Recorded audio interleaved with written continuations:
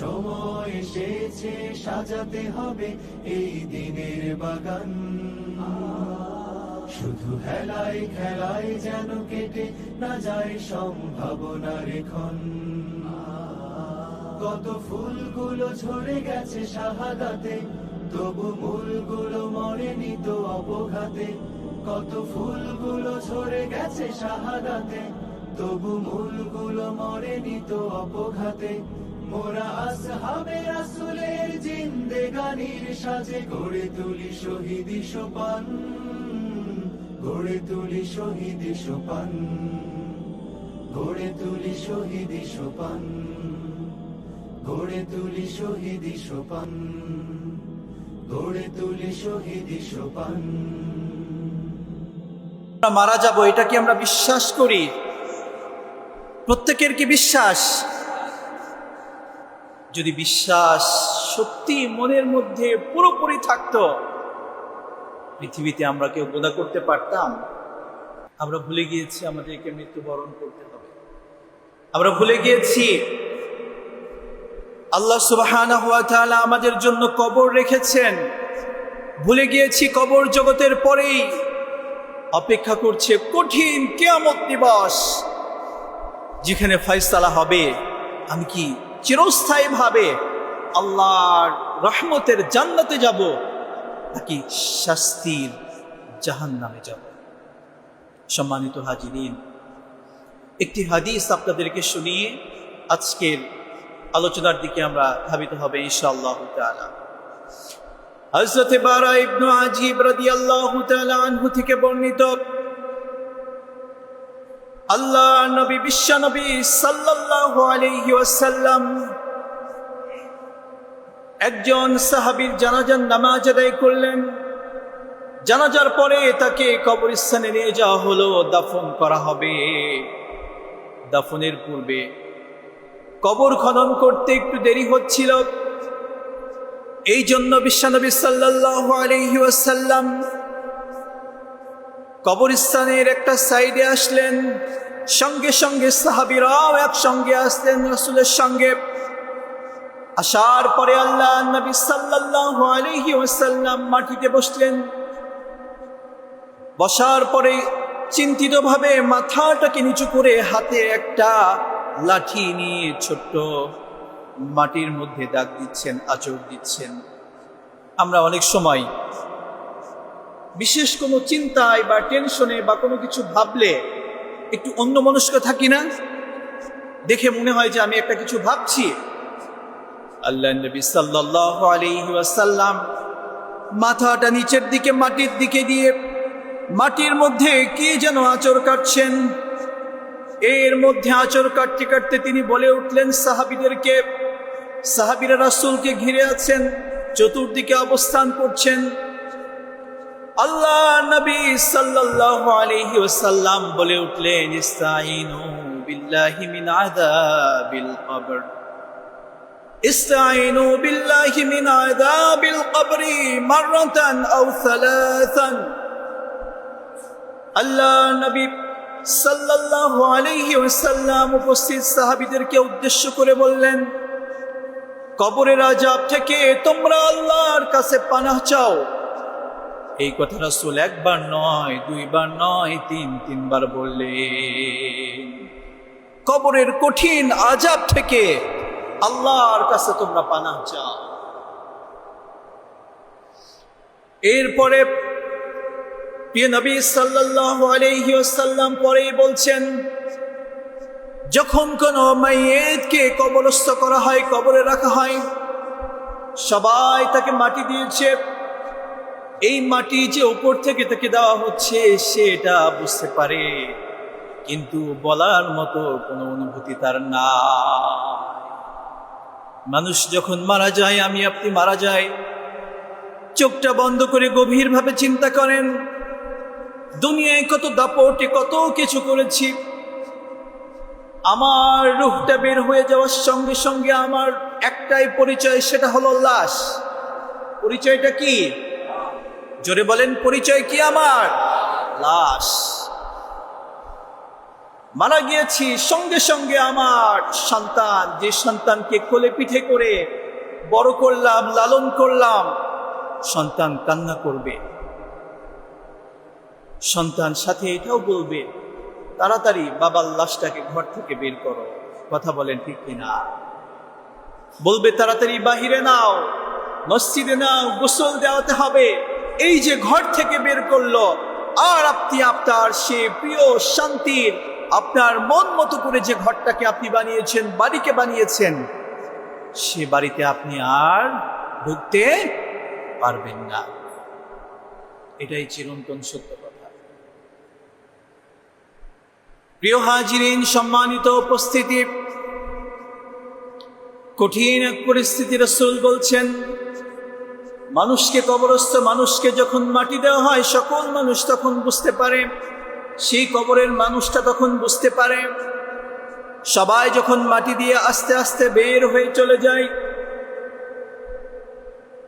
সেই কবরস্থ মানুষ তখন সেটা অনুভব করতে পারে, বুঝতে পারে। এমনকি মানুষ যে হেঁটে যাচ্ছে, জুতার পায়ের যে আওয়াজ, জুতার এই আওয়াজটাও কবরে থাকা মানুষ শুনতে পারে। রাসূল বলছেন, সবাই যখন চলে আসে, ফায়াতিহি মালাকানে, আল্লাহ এবার দুজন ফেরেশতাকে পাঠিয়ে দেন। ফায়ুজলিসানিহি, এই দুজন ফেরেশতা এবার সেই ব্যক্তিকে, সেই মৃত মানুষকে কবরের মধ্যে বসান। ফায়াকুলান লাহু, সেই দুজন ফেরেশতা এবার প্রশ্ন করা শুরু করে একে একে। যদি ঈমানদার বান্দা হয়, যদি সালেহীন বান্দা হয়, নেককার বান্দা হয়, সঙ্গে সঙ্গে তারা ওই দুজন ফেরেশতা সেই বান্দাকে প্রশ্ন করে, মার রব্বুক, তোমার রব কে? বলেন না আমাদের রব কে? একটু জোরে মহান রবের স্বীকৃতি দিয়ে বলেন, আমার রব কে? যখন রব আমাদেরকে রূহ জগতে সৃষ্টি করে ছেড়ে দিয়েছিলেন, তখনই তিনি আমাদের সবাইকে ডেকে বলেছিলেন, আলাস্তু বিরব্বিকুম, আমি কি তোমাদের রব নই? সবাই, আমরা সমস্ত রূহ তখন জবাব দিয়েছিলাম, ক্বালু বালা, অবশ্যই আপনি আমাদের রব। কিন্তু দুনিয়াতে আসার পরে আমরা এক এক ধর্মের, এক এক গোত্রের মানুষ হয়েছি, সেই ধর্ম নিয়ে আমরা বেড়ে উঠছি। সম্মানিত হাজিরিন, প্রিয় ভাইয়েরা আমার, প্রশ্ন করা হবে, তোমার রবকে? যদি সেই বান্দা ঈমানদার হয়, সে জবাব দেবে, রব্বি আল্লাহ, আমার রব হলেন আল্লাহ। প্রশ্ন করা হবে, আমা দীনুক, তোমার দিন কি, জীবন ব্যবস্থা কি, ধর্ম কি? সঙ্গে সঙ্গে যদি আমি দুনিয়াতে ইসলাম মানি, আল্লাহর কোরআন মানি, রাসূলের হাদিস মানি, তাওহীদের পথে চলি, ইসলামের প্রত্যেকটি আমল বিধান আমার জীবনে সিরাতে সুরতে রয়েছে, সঙ্গে সঙ্গে জবাব দিব, দ্বীন আল ইসলাম, আমার দিন, আমার জীবন ব্যবস্থা, আমার ধর্ম, সেটা হলো ইসলাম। আমাদের ধর্মের নাম কি? সবাই বলেন না, নাম কি? আমাদের জীবন ব্যবস্থা, ধর্ম, সেটার নাম ইসলাম। আমরা কিন্তু সেখানে মুখস্থ বলতে পারবো না। এটা কিন্তু মুখস্থের ব্যাপার নয়, এটা প্র্যাকটিক্যালি ব্যাপার। আমি জীবনে যতটুকু ইসলাম মানব, কবরে ততটুকু গিয়ে বলতে পারব। এরপরে প্রশ্ন করা হবে, হাদিসে দুই ভাবে এসেছে, মান হাদার রাজুল আল্লাযী বুইসা ফীকুম, রাসূলের সম্পর্কে তাকে জিজ্ঞাসা করা হবে, বলা হবে, মানুষকে তুমি কি চেনো? যদিও আমরা নবীকে দেখি নাই, কিন্তু নবীর আদর্শ নিজের বুকে লালন করেছি, নবীর উম্মত রূপে মহান রবের কাছে স্বীকৃতি পেয়েছি, তখন আমরা এই নবীর ভালোবাসায় বলতে পারবো, হুয়া মুহাম্মাদুর রাসূলুল্লাহ সাল্লাল্লাহু আলাইহি ওয়াসাল্লাম, তিনি আর কেউ নয়, আমাদের নবী, প্রিয় নবী সাল্লাল্লাহু আলাইহি ওয়াসাল্লাম।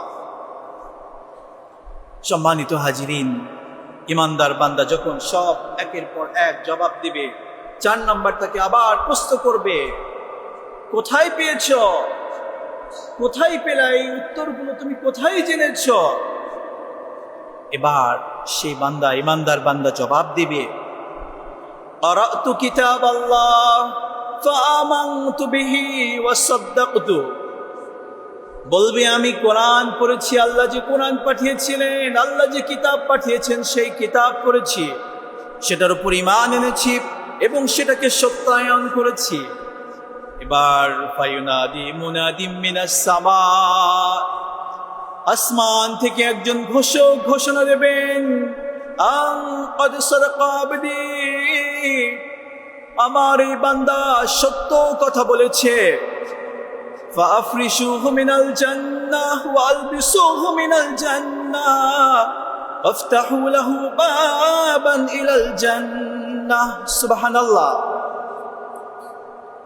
এবার ঘোষণা করা হবে, এই বান্দা তো সত্য বলেছে, তাকে জান্নাতের পোশাক পরিয়ে দাও, তাকে জান্নাত থেকে সুন্দর একটা বিছানা বিছিয়ে দাও এবং তার কবরটাকে জান্নাতের সাথে সংযুক্ত করে দাও।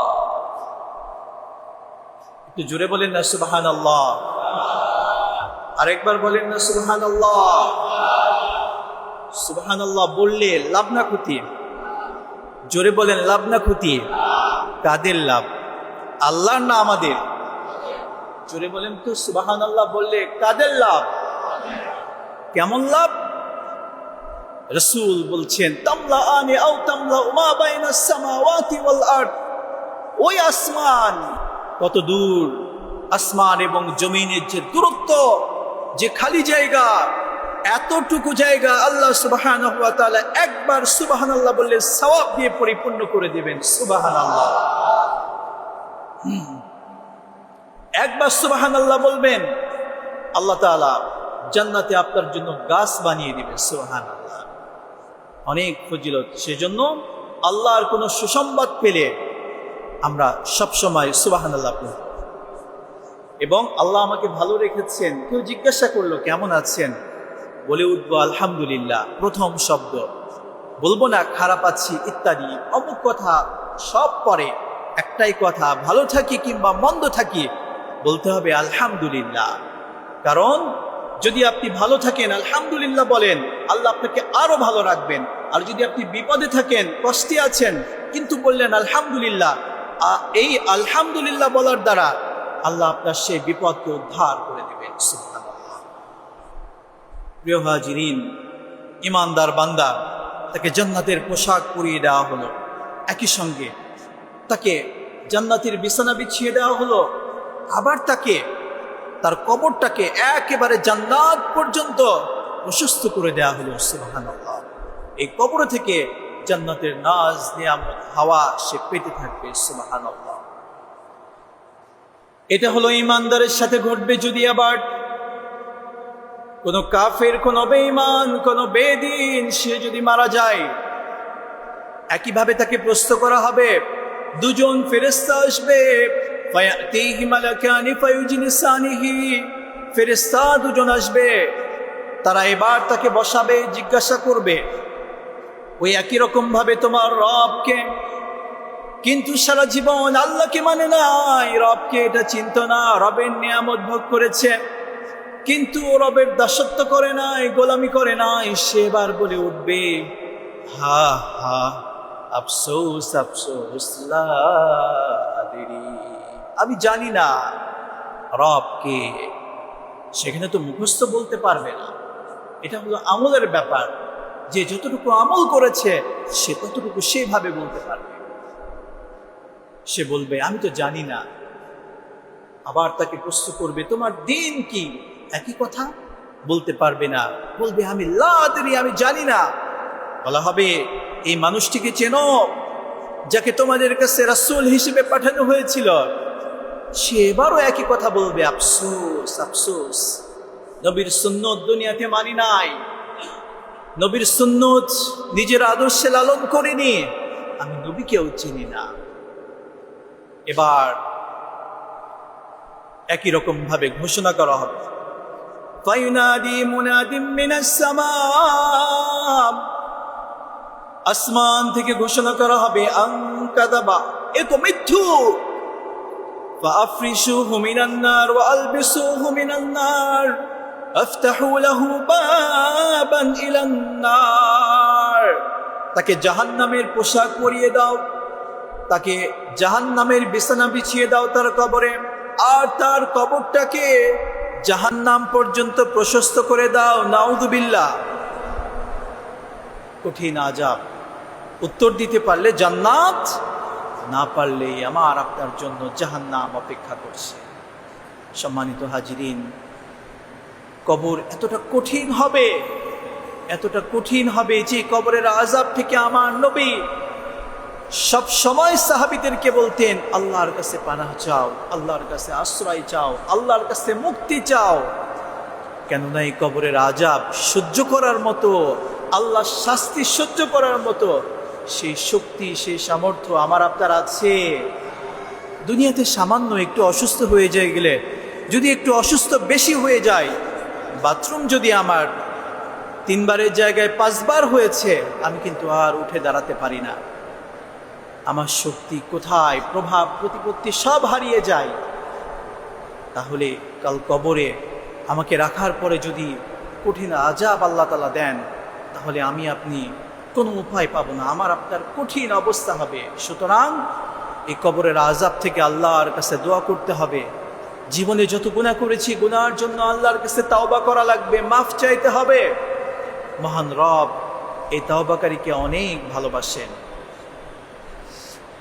আল্লাহ সুবহানাহু ওয়া তাআলা মহাগ্রন্থ আল কুরআনুল কারীম সূরাতুত তাহরীম ইরশাদ করছেন, ইয়া আইয়ুহাল্লাযীনা আমানু তুবু ইলাল্লাহি তাওবাতান নাসুহা।